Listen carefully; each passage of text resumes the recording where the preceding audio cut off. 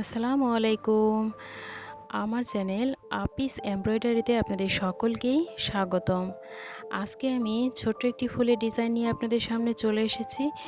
আর এই ফুলের ডিজাইনটি আমি করেছি কটন বাডের সাহায্যে। আপনারা চাইলে এই ফুলের ডিজাইনটি কিন্তু খুব সহজেই করে নিতে পারেন।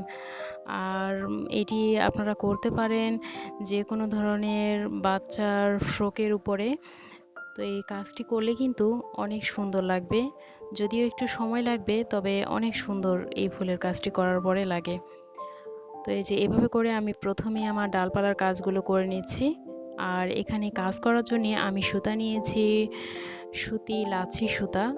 এগুলো আপনারা 20 থেকে 25 টাকা করে যে কোনো সুতার দোকানেই পেয়ে যাবেন। আর সুই নিয়েছি আমি মাঝারি সাইজের চিকন নিডেলগুলো।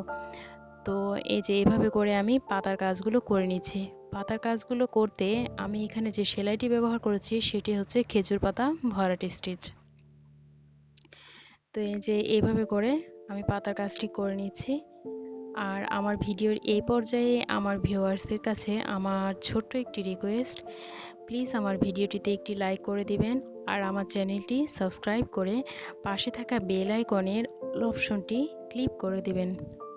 এতে করে আমি যখনই নতুন কোনো ভিডিও ছাড়বো আপনাদের কাছে নোটিফিকেশন পৌঁছে যাবে আর আপনারা চাইলেই সাথে সাথে সেটি দেখে নিতে পারবেন। তো এই যে এইভাবে করে আমি এখানে পাতার কাজটি করে নিলাম। পাতার কাজটি করে নেওয়ার পরে আমি এখানে ছোট একটি কলির ডিজাইন দিয়েছি, সেটি করব। তো আপনারা আমাকে কমেন্ট করে জানাতে পারেন যে আপনারা কেমন ধরনের ডিজাইন আমার কাছে দেখতে চান। আমি ঠিক তেমন ধরনের ডিজাইন আপনাদের সামনে উপস্থাপন করার চেষ্টা করব।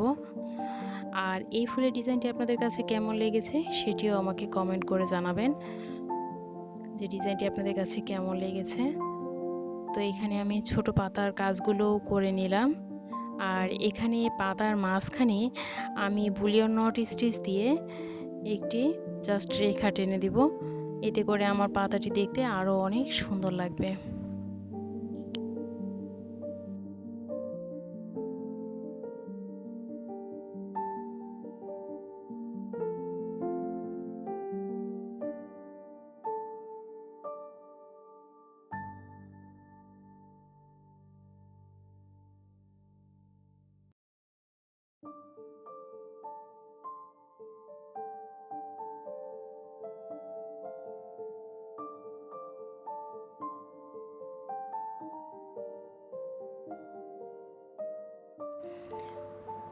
উপরের দিকটায় আমি ছোট্ট একটি ফুলের ডিজাইন করে নিয়েছি। এটি করার জন্য আমি এখানে লেজি ডেজি স্টিচ ব্যবহার করেছি।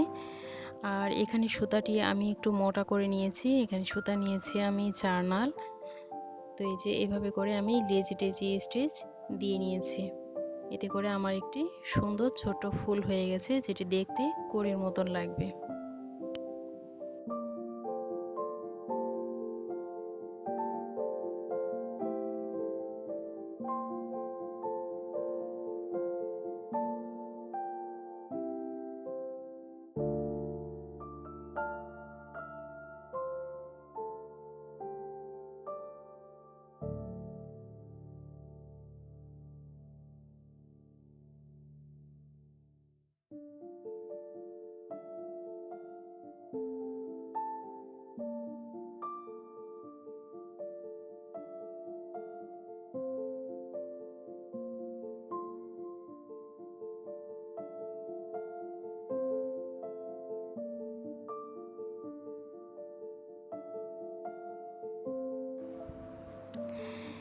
এখন আমি যে ডিজাইন ফুলের যে পাপড়িগুলো করব সেগুলো করার জন্য আমি কটন বাড ইউজ করব।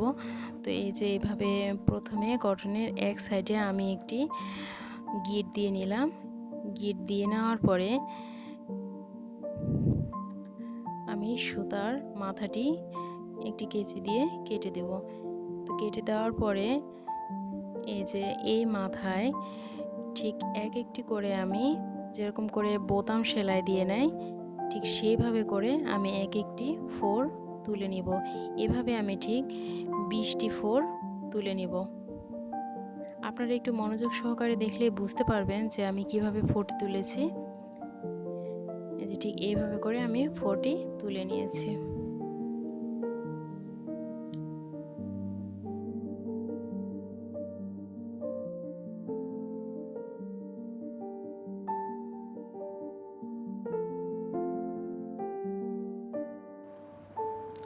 তো আমার পাপড়িটির উপরে আরেকটি লাইন হবে, যার কারণে আমি সুইয়ের মাথায় সুতাটিকে ঢুকিয়ে নিলাম। নেওয়ার পরে এই যে এইভাবে করে আমি আরেকটি লাইন করে নেব। তো করে নেওয়ার জন্যে আবার আমি বোতাম স্টিচের মতো করে দিয়ে পুরো লাইনটি করে নেব। আপনারা একটু মনোযোগ সহকারে দেখলেই বুঝতে পারবেন।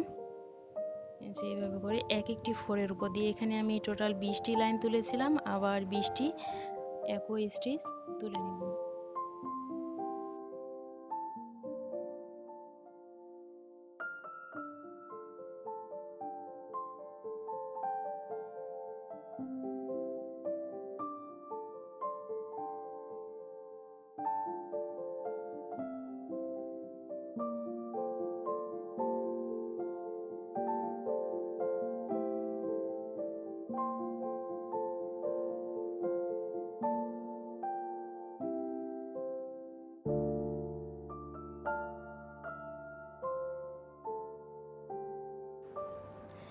এভাবে করে আমার যখন পুরো লাইনটি কমপ্লিট হয়ে যাবে, তো এখন আমি কি করব, একটা ছোট কেচির সাহায্যে দুই সাইডে মাথাগুলো কেটে নিব।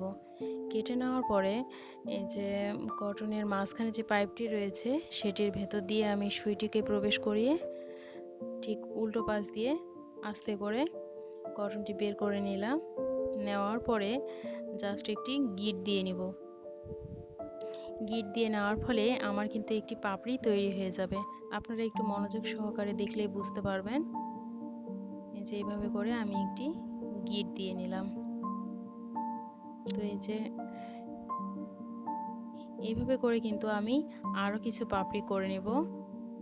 এখানে আমার টোটাল পাপড়ি করতে লাগবে 13 থেকে 14টি। এই যে এইভাবে করে আমি এক একটি পাপড়ি করে নিয়েছি। এই যে আমি আমার পুরো পাপড়িগুলো কমপ্লিট করে নিয়েছি। করে নেওয়ার পরে এগুলো আমি এখন ফুলের মাঝখানে বসিয়ে নিব। এই যে এইভাবে করে আমি এক একটি পাপড়ি সেটিং করে নেব। তো আপনাদের কাছে আবারও আমার একটি রিকোয়েস্ট, আমার এখনো পর্যন্ত যারা আমার চ্যানেলটি সাবস্ক্রাইব করেননি, প্লিজ আমার চ্যানেলটিকে সাবস্ক্রাইব করে দিবেন। আর আমার ভিডিওটি কেমন লেগেছে জানাতে ভুলবেন না।